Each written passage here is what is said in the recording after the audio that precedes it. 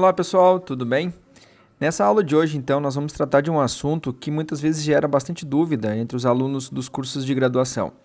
Hoje nós vamos discutir como formatar tabelas e figuras em trabalhos científicos, em relatórios de aula prática, em monografias e demais modalidades de manuscritos que vocês podem encontrar ao longo da graduação.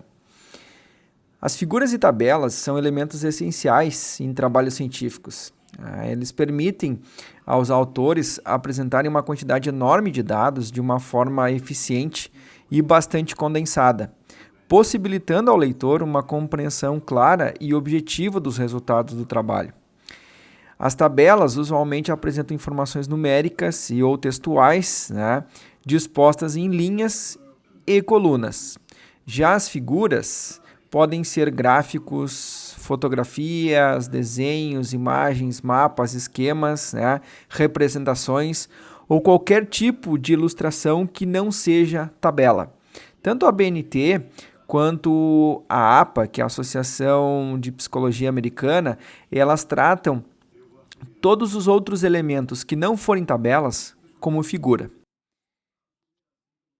Vamos agora, então, descrever os principais elementos que compõem as tabelas e as figuras científicas, sendo que esta última categoria nós daremos ênfase especial aos gráficos.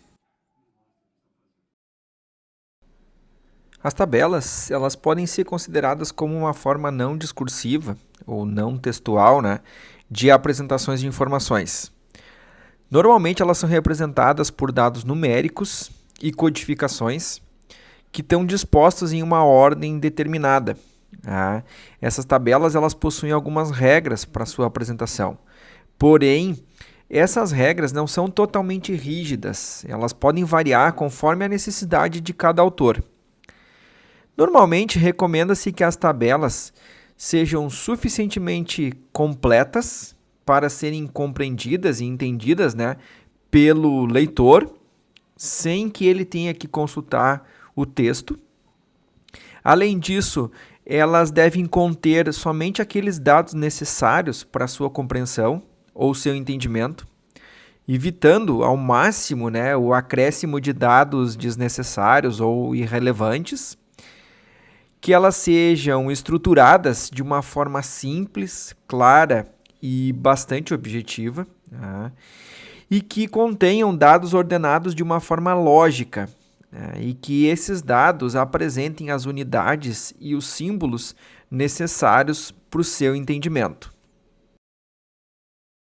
Para que as tabelas, então, tenham essas características que eu acabei de mencionar, alguns elementos essenciais devem fazer parte da estrutura dessa tabela. Esses elementos nós podemos destacar o número da tabela, o título da tabela, o cabeçalho da tabela e o corpo da tabela, que é composto, então, pelas colunas e linhas onde vão constar os dados ou as informações. O número da tabela deve aparecer somente quando houver mais de uma tabela no trabalho. Caso contrário, nós indicamos somente como tabela. Esse número sempre deverá ser precedido pela palavra tabela. E ambos deverão ser grafados, escritos em negritos e localizados no topo da tabela. Essa numeração ela deve ser sequencial e é indicada sempre por algarismos arábicos. Já o título da tabela, ele deve ser o mais completo, conciso e claro possível, indicando todo o conteúdo presente na tabela. Ele pode, mas não necessariamente ele deve ser apresentado na seguinte ordem: natureza do fato estudado, ou seja, o que foi estudado, aquilo que foi estudado, as variáveis escolhidas para análise desse fato, ou como esse fato foi estudado, o local e a época onde os dados foram obtidos e observados. O título da tabela deverá ser colocado também na parte superior da tabela e grafado logo após a palavra tabela. Normalmente, ele pode ser escrito em espaçamento simples entre as linhas. Já o cabeçalho corresponde à parte superior da tabela e ele indica o conteúdo das colunas. Ele sempre vai ser delimitado por dois traços horizontais contínuos, conforme está mostrando a imagem.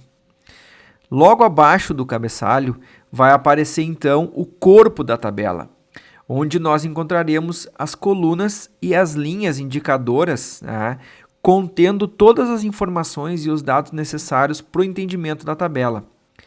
Normalmente, não costuma-se e também não deve-se usar traços horizontais ou verticais para separar as linhas e as colunas no corpo da tabela, apenas o espaçamento.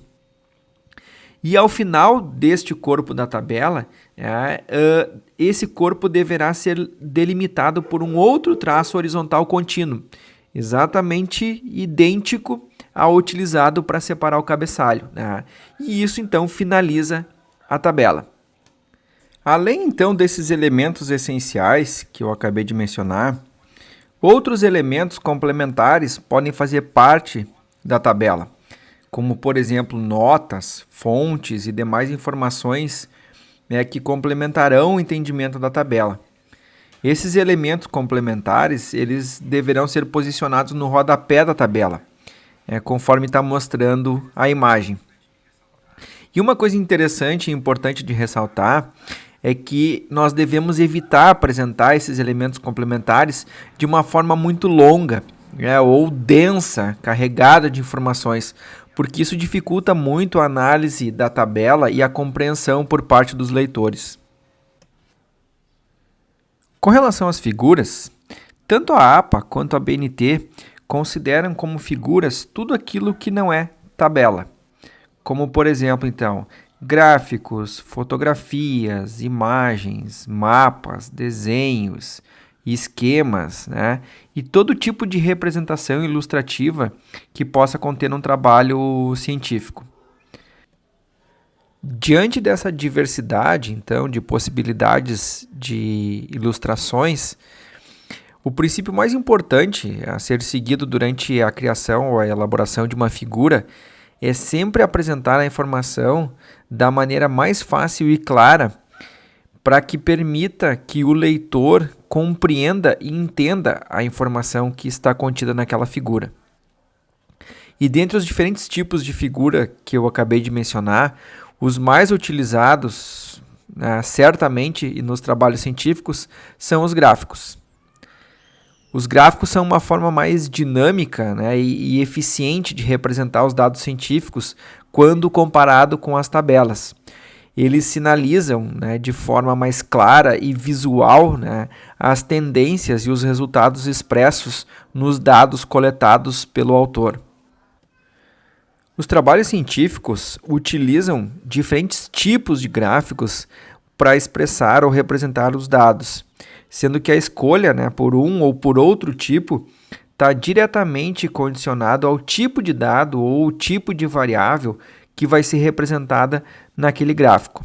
Apesar da escolha do tipo de gráfico depender das variáveis e ou dos dados que o autor quer representar ali no gráfico, todos os gráficos possuem alguns elementos essenciais que deverão estar contidos na estrutura do gráfico. Assim como a tabela possui alguns elementos essenciais, os gráficos também possuem esses elementos essenciais. E um dos principais elementos de um gráfico é justamente a sua área principal, que irá conter os dados e as informações necessárias para o entendimento e a interpretação desse gráfico. Essa área principal ela é delimitada normalmente pelos eixos X e Y do gráfico. Cada um desses eixos apresenta as variáveis e os grupos experimentais avaliados e representados no gráfico.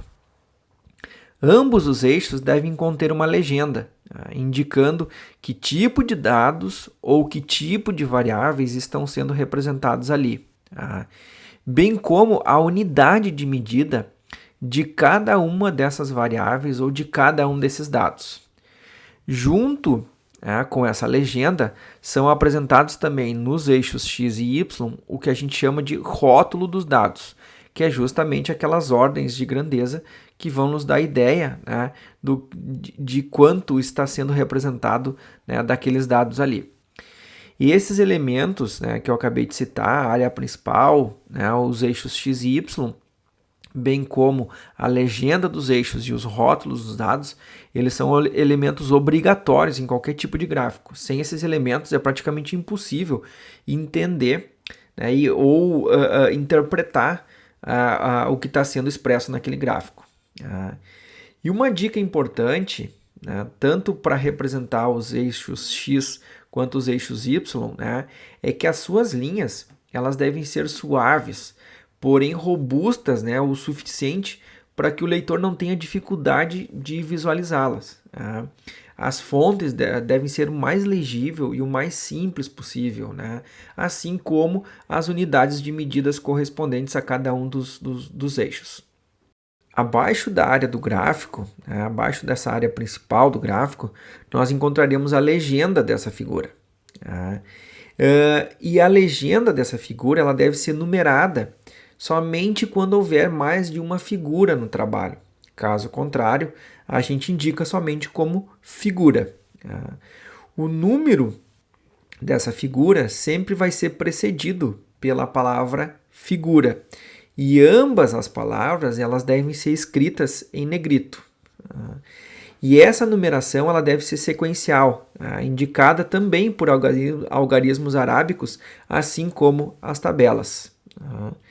O título dessa figura deverá ser grafado logo após a palavra figura, e ele pode ser escrito em espaçamento simples ou duplo, conforme a determinação das revistas ou, enfim, das regras que estão sendo aplicadas naquele trabalho científico. Esse título ele deve ser o mais completo possível, além de ser conciso e claro. Ele tem que indicar, né, todo o conteúdo apresentado na figura. Então ele tem que ser escrito de uma maneira bastante concisa, mas bastante clara e objetiva. E se tiver alguma informação complementar, né, que seja necessário para a compreensão dessa figura, né, para a gente ter uma compreensão plena da figura, como por exemplo símbolos, abreviações, asteriscos e outros símbolos estatísticos, todas essas informações complementares devem ser grafadas, né, escritas ao final dessa legenda, indicando exatamente o que cada símbolo significa, né, o que cada abreviação significa, e isso torna então a figura muito mais compreensível. E como último elemento, nós temos o título do gráfico. O título do gráfico ele tem como objetivo, né, nomear aquele gráfico, né, dar uma identidade para aquele gráfico e mostrar o que está sendo expresso ou demonstrado naquele gráfico. Ele pode ser opcional ou obrigatório. Tá? Isso vai depender da sua necessidade de estar presente naquela figura. Se para o entendimento completo ou pleno daquela figura, né, for necessário a presença de um título de cada gráfico, então ele vai ser obrigatório. Caso contrário, ele pode ser opcional.